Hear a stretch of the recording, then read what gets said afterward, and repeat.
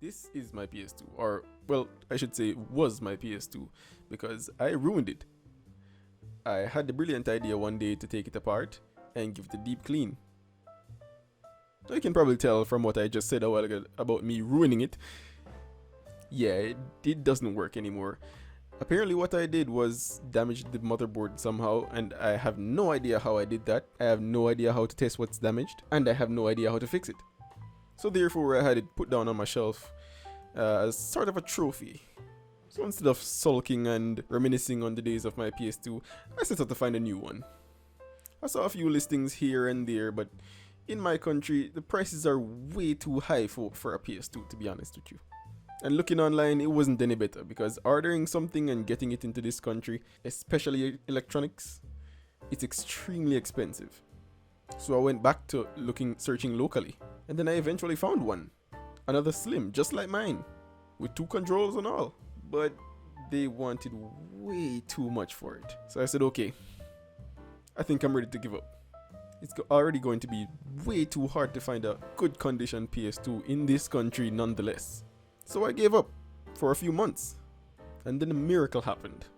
A guy that, granted I've known for a decent while, stumbled upon my gaming shelf. He seemed quite surprised and actually intrigued, and asked me a few questions about my Xbox.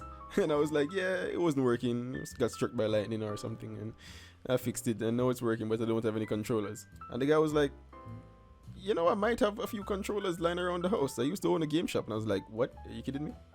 So he left with the promise of coming back with a controller or something to see if I can get mine up and running.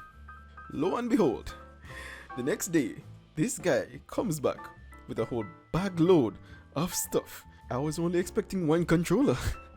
This man legit comes with a whole Xbox and a PS2. Now I know what you're thinking. What's the catch? Me too, because I asked him if he was going to sell the PS2, and all he did was chuckle. So at this point, and when I'm recording this, it is still not necessarily my PS2, because I can't own it as my PS2, because I don't know if he's giving it to me or if he's selling it to me or something. I have no idea. So I need to get back on him for this, but still I am going to make this video. I don't think I did the intros yet, so let's do it now. This is Razor Media.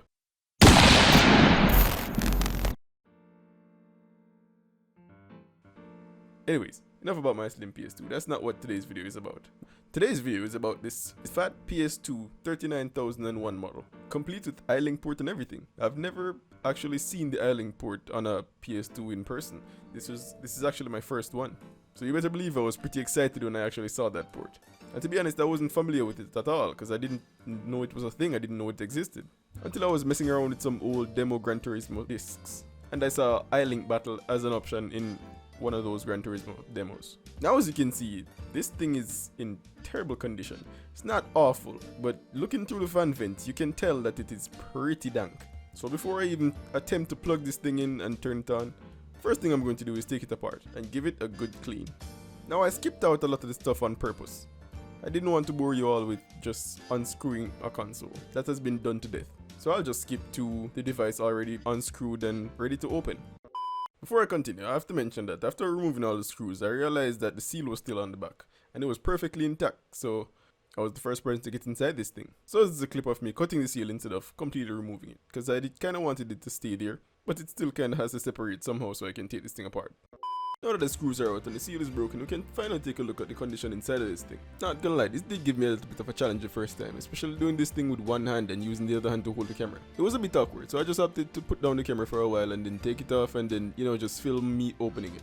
Finally taking a look inside, it's not actually as bad as I thought it would be, especially looking from the outside from the fan. So the insides wasn't that bad, but it definitely needed cleaning. So with that fact in hand, I started taking the parts off one by one and laying them out so I can clean everything separately. Starting off, I removed the memory card and controller port. Taking a look at this part alone gives you a really good idea of how bad it actually is inside here. So I'll just set that part aside. I actually didn't remember to record how it looked after cleaning this part, so you won't see an after image for this part.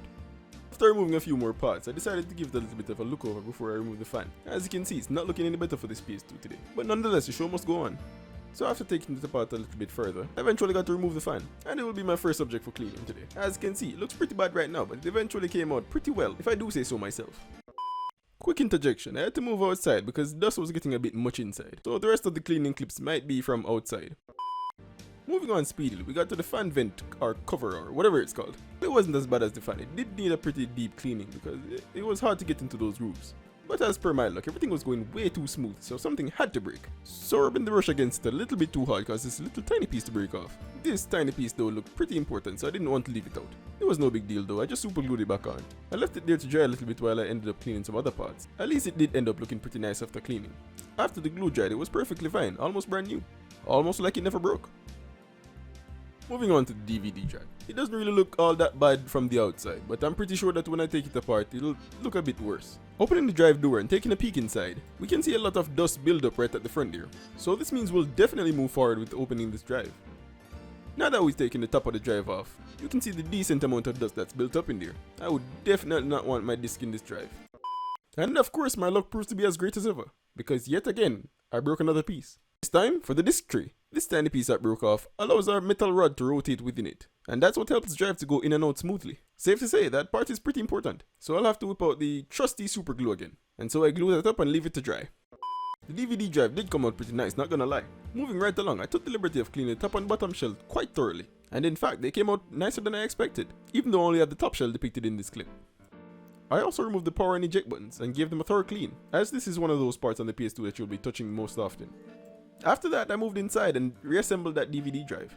And can I say, it does look drastically better than before. And with all the parts clean, I took the time and reassembled the PS2.